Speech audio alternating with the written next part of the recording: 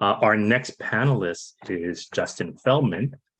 Comrade Justin is Dr. Justin Feldman is a social epidemiologist and a visiting scientist at the Harvard FXB Center for Health and Human Rights. His work addresses police violence, health inequalities, and the political economy of COVID-19 pandemic response. So we're connecting all these things together.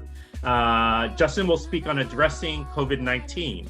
Basically, what is a long-term vision for the left? How can we repair the harm done by the catastrophic failure of the US pandemic response? How can we compensate people, especially workers, indigenous people, and people of color, for the heightened levels of risk they face with continued exposure to SARS-CoV-2?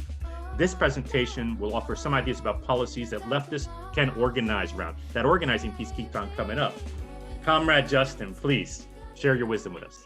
Thanks so much, Comrade Edgar, and congratulations, Rob. Thanks for inviting me. I've started reading your book. I've read some of the articles in earlier forms. Really great to have out there. And I'm also writing a book called How to Hide a Plague. Should be out next year or so. We'll see. I think there's work to do both ideologically and in terms of organizing. Often on the left, the actual existing left, especially in the US, where we're like pretty weak and pretty rooted in some subset of the intelligentsia, we're good at like theorizing and putting a lot of ideas out there, and we're really not quite as good at organizing for various reasons. I do think there's a lot more work to be done in this case on developing and disseminating and educating about sort of frames to understand the pandemic and to understand COVID-19 in the longer term. And I think earlier on, when we were globally in this mode where many societies were eliminating COVID locally or mitigating it and suppressing it to very low levels, it was a little bit easier to get our heads around. Not that we did it well, but we're in this really, I think, ambiguous moment. If I were to create a typology for the trajectory that different countries took in the pandemic, one would have been societies like the US, where we did some kind of half-ass mitigation in the beginning, which had important preventive effects and delayed people's infections until after they were being able to get vaccinated or treatments like Paxlovid in some cases, not to completely discount those efforts. Then you had countries, many countries, especially in Oceania and East Asia, that were able to eliminate COVID or keep it down to really low levels until Omicron arrived or a little bit after Omicron's arrival. And then I put China in its own category, which had COVID zero and some experiments around dynamic COVID zero, and ultimately gave up under intense pressure from capitalist world system and some subset of its own people. I don't think we have a really good story in the West of what actually happened there for them to abandon COVID zero. And they, unfortunately, for whatever reason, weren't able to vaccinate large portions of their older population. But we're now in this mode where you can't really find a society that has continued to take society-wide action to bring transmission down to very low levels. So what can we do? We have this new enormous risk. You have working class people, and especially disabled and older people and immunocompromised people, just bearing a huge amount of this new cost that's imposed on society. And you have the capitalist class bearing very, very little of the cost.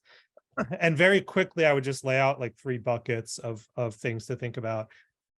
One is development and access to pharmaceutical interventions, whether it's vaccines or treatments.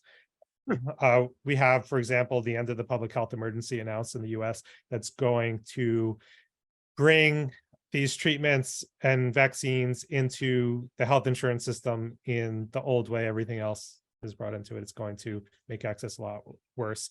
We don't have anything like an Operation Warp Speed 2 to speed up development. Another bucket I would have would be creating accessible spaces where indoor air quality was regulated, where mask mandates were in place, that would make spaces like schools, like healthcare facilities, like government offices and transit more accessible to people who wanted or needed to avoid exposure to the virus. And finally, renewed economic and social supports for people, especially those for whom their living or work situations no longer work. So things like expanding the Americans with Disabilities Act to account for infectious diseases and take-home risks and that sort of thing. And it's really disheartening to, I'm sorry not to be spreading hope. I'm inspired by the late Mike Davis, who said the most intellectually honest thing we can often do is to spread a more pessimistic message, but we fight even when we don't have hope. In various societies around the world that took really different approaches in the first few years of the pandemic are almost completely uniform in not creating new social norms or laws or policies that are designed to mitigate spread in the long term or compensate people for new risk. And I really think that goes to, it's a result of the global weakness of the working class and the fact that pandemics are on a very different timeline from the timeline it takes to organize.